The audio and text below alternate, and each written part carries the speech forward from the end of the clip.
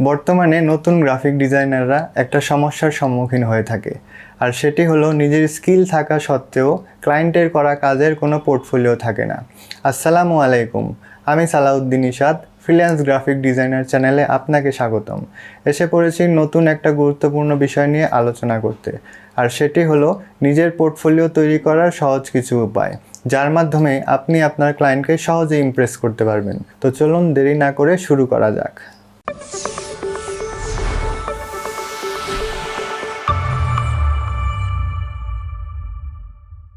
সর্বপ্রথম পদ্ধতি হচ্ছে কন্টেস্ট হচ্ছে এমন একটি মাধ্যম যেখানে আপনি ক্লায়েন্টের রিয়েল ইনস্ট্রাকশনগুলো পাবেন।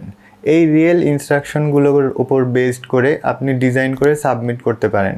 এতে করে আপনার একদিকে যেমন ক্লায়েন্টের রিয়েল ইনস্ট্রাকশনের উপর কাজ করার অভিজ্ঞতা হবে, পাশাপাশি আরেক দিকে আপনার পোর্টফোলিও বিল্ড আপ হবে। এমন অনেক সাইট রয়েছে যেখানে কন্টেস্ট করা যায়। আমি আমার ভিডিওর ডেসক্রিপশন বক্সে সেই লিঙ্কগুলো দিয়ে দেবো। আপনারা চাইলে সেই কন্টেস্টগুলোতে অংশগ্রহণ করে নিজের পোর্টফোলিও বৃদ্ধি করতে পারেন। আরেকটি মাধ্যম হচ্ছে কোনো প্রোডাক্ট বা সার্ভিসের রিব্র্যান্ডিং করা। রিব্র্যান্ডিং হচ্ছে এমন একটি মাধ্যম যেখানে একজন ডিজাইনারের ক্রিয়েটিভিটি বা সৃজনশীলতা প্রকাশ পায়। তবে একটি বিষয় অবশ্যই মাথায় রাখতে হবে, আপনি যেই কোম্পানি বা প্রোডাক্টের রিব্র্যান্ডিং করছেন অবশ্যই তাদের পারমিশন নিয়ে নিতে হবে বলে আমি মনে করি, যাতে করে ভবিষ্যতে কপিরাইট ইস্যুর সম্মুখীন হতে না হয়। আরেকটা বিষয় মাথায় রাখা উচিত বলে আমি মনে করি, আপনি যেই প্রোডাক্ট বা সার্ভিসের রিব্র্যান্ডিং করছেন যতটুকু সম্ভব চেষ্টা করবেন তাদের আগের ডিজাইন থেকে আপনার করা ডিজাইন যেন ভালো হয়, যেন ক্লায়েন্ট প্রথম দেখাতেই বলতে পারে wow, that's really a great work. পরবর্তী আরও একটি মাধ্যম হচ্ছে কোনো চ্যারিটি বা নন প্রফিট অর্গানাইজেশন অথবা আপনার পরিচিত কোনো স্টার্ট আপ কোম্পানির জন্য কাজ করা। এতে করে আপনার স্কিলস ও এক্সপিরিয়েন্স বাড়ার পাশাপাশি বাড়তি কিছু আয়ও হবে, প্লাস পরবর্তীতে এই ডিজাইনগুলি আপনি আপনার পোর্টফোলিওতেও অ্যাড করতে পারবেন।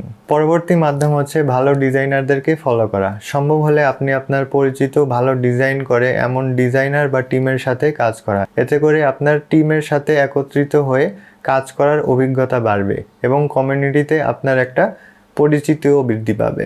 আমি অলওয়েজ সাজেস্ট করব কোয়ান্টিটির চাইতে কোয়ালিটিতে বেশি ফোকাস করুন, কারণ 100টা খারাপ ডিজাইন করার চাইতে 10টা ভালো ডিজাইন করা মাচ বেটার।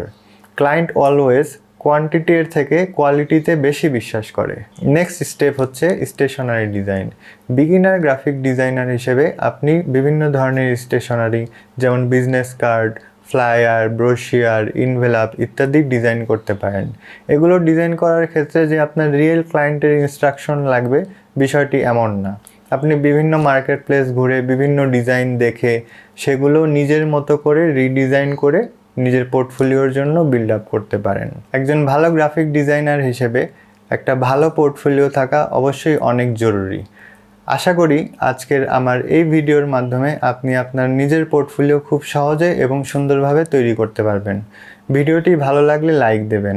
ফ্রিল্যান্সিং এবং গ্রাফিক ডিজাইন সম্পর্কে আরও অনেক কিছু জানার থাকলে অবশ্যই আমার এই চ্যানেলটি সাবস্ক্রাইব করতে ভুলবেন না। দেখা হবে সামনে নতুন কোনো টপিক নিয়ে। আজ এ পর্যন্তই। সকলে ভালো থাকবেন। আল্লাহ হাফেজ।